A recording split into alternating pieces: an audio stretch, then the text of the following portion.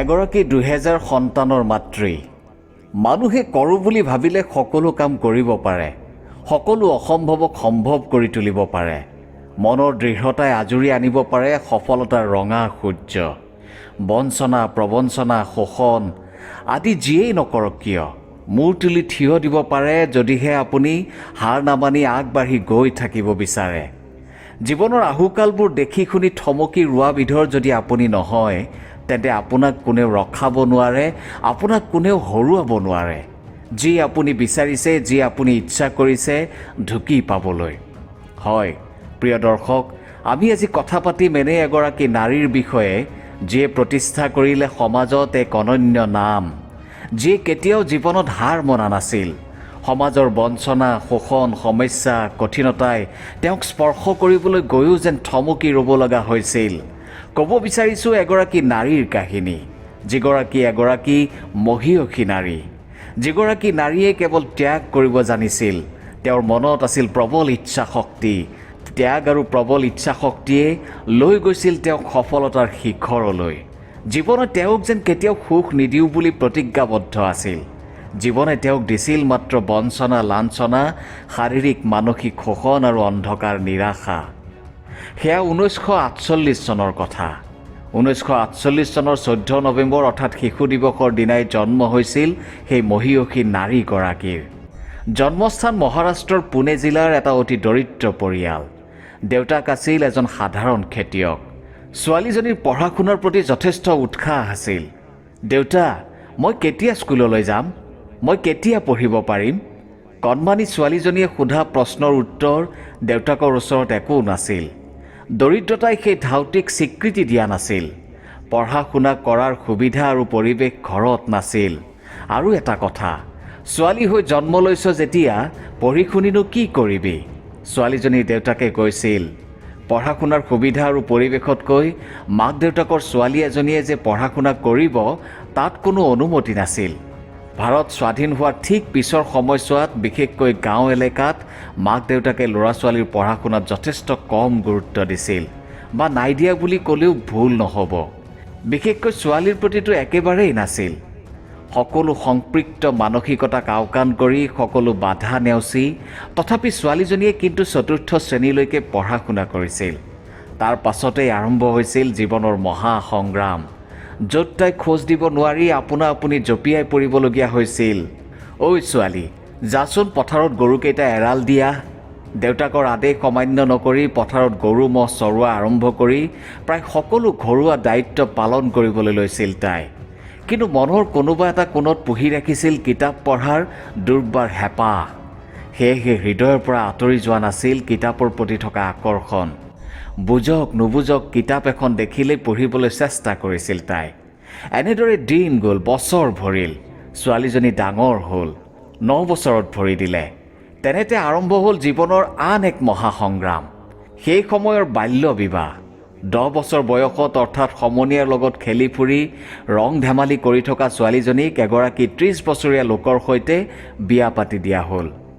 বাল্য বিবাহৰ অন্যতম কাৰণ আছিল ছোৱালীক ঘৰৰ বোজা।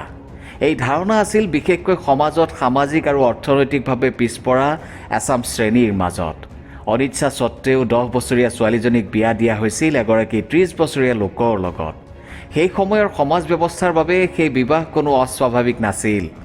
এগৰাকী নাৰীৰ পৰাই আন বহু পুৰুষ বা মহিলাৰ জন্ম হয়, সেই কথা তেতিয়া ছোৱালীজনীৰ মাক দেউতাকে পাহৰি গৈছিল এগৰাকী নাৰীৰ সন্মানৰ কথা।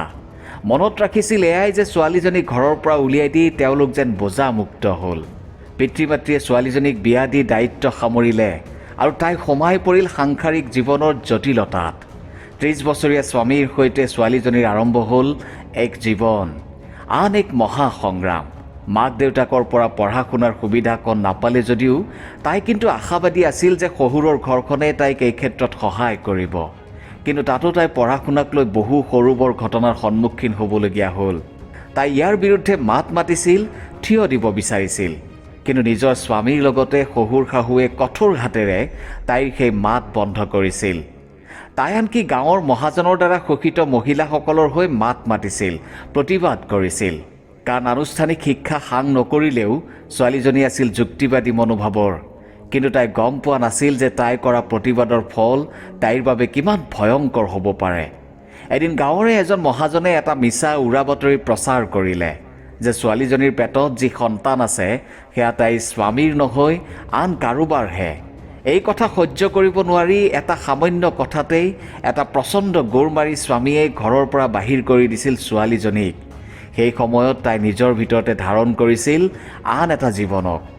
তাই আছিল 9 মাহৰ গৰ্ভৱতী। বহু কাকুতি মিনতি কৰিও তাই স্বামী গৃহত প্ৰৱেশ কৰিব নোৱাৰিলে। উপায়ন্তৰ হৈ পিতৃ মাতৃৰ ওচৰলৈ গৈছিল, কিন্তু তেওঁলোকেও তাইক স্বীকাৰ নকৰিলে। অৱশেষত স্বামী গৃহৰ সমীপতে এটা গোহালিতে থাকিবলৈ ল'লে।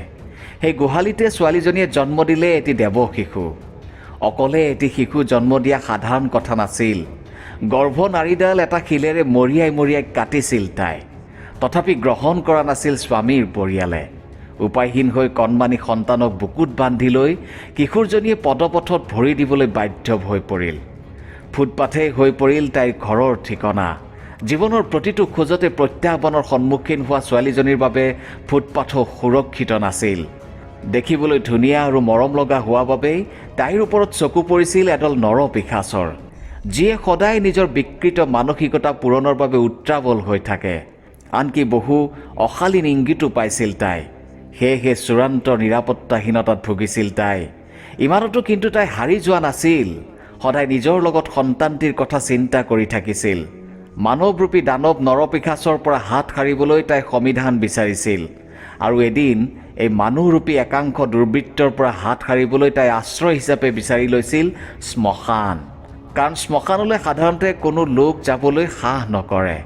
লাহে লাহে ছোৱালীজনীয়ে নিজৰ কণমানি সন্তানটিক লৈ শ্মশানতে দিন কটাবলৈ ধৰিলে। মানুহে শ্মশানত নীতি নিয়ম মতে এৰি থৈ যোৱা খোৱা বস্তুকে নিজৰ ভোগ গুচাবলৈ ব্যৱহাৰ কৰিবলৈ ধৰিলে। এক বৰ্ণনা কৰিব নোৱাৰা নৰক সদৃশ যাতনা।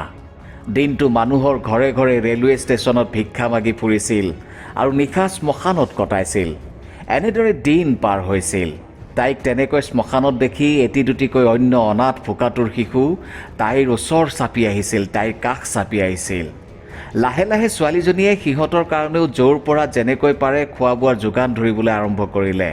আৰু এনেদৰে তাইৰ এটা পৰিয়াল গঢ় লৈ উঠিল। নিজেই এগৰাকী আশ্ৰয়হীন হৈও আন বহুতো অনাথ শিশুৰ বাবে আশ্ৰয় হৈ পৰিল ছোৱালীজনী।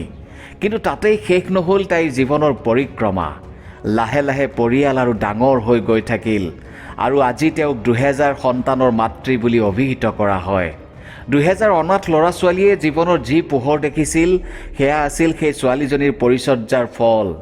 এতিয়া তেওঁলোকৰ মাজৰেই কোনোবা ডাক্তৰ হৈছে, কোনোবা ইঞ্জিনিয়াৰ হৈছে, অথবা কোনোবা অধিবক্তা হৈছে।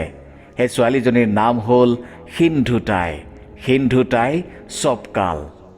সকলোতে সমাদৃত আজি। মহাসংগ্ৰামৰ জীৱনত কেতিয়াও থমকি নৰৈ সফলতা আজুৰি আনিলে নিজৰ হাতলৈ। এটা সময়ত জনপ্ৰিয়তাৰ শিখৰতো আছিল সিন্ধুতাই। আন নালাগে কৌন বনেগা কৰ'ৰপতি নামৰ অনুষ্ঠানটোলৈ আমন্ত্ৰণ জনোৱা হৈছিল তেওঁক, যি পৰিচালনা কৰিছিল অমিতাভ বচ্চনে। সেই অনুষ্ঠানটোতেই অমিতাভ বচ্চনে ভৰিচুই প্ৰণাম জনাইছিল তেওঁক। 2 সহস্ৰাধিক সন্তানৰ মাতৃত্বৰ স্নেহ আৰু গৰ্বই উদ্দীপ্ত কৰি ৰাখিছিল তেওঁৰ মুখ। চৰণ চুবলৈ বাধ্য হৈ পৰিছিল ছবি জগতৰ মহাতাৰকা। প্ৰিয় দৰ্শক, এয়া কোনো কল্প কাহিনী নহয়। এয়া এগৰাকী মহিয়সী নাৰীৰ মৰ্মস্পৰ্শী জীৱন গাথা। সিন্ধুতাইৰ কৃতিত্বৰ বাবে ভাৰত চৰকাৰে তেওঁক 2021 চনত পদ্মশ্ৰী উপাধিৰে বিভূষিত কৰিছিল। আৰু 2022 চনৰ 4 জানুৱাৰীত এই সংসাৰ ত্যাগ কৰিছিল তেওঁ। এৰি থৈ গৈছিল অদম্য সাহস আৰু আত্মবিশ্বাসৰ এক অমৰ গাথা। ধন্যবাদ।